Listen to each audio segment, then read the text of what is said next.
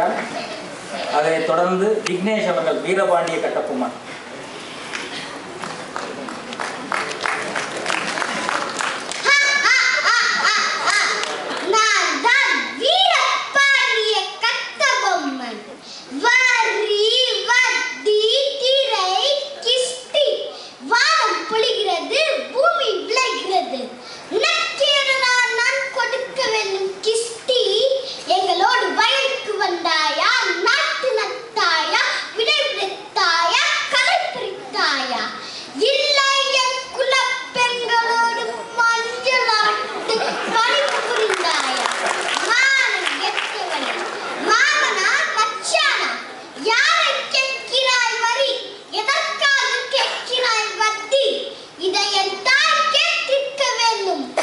எல்லாரும் வயதிலும் பொல்லாத புலியாக பாய்ந்திருப்பாள்.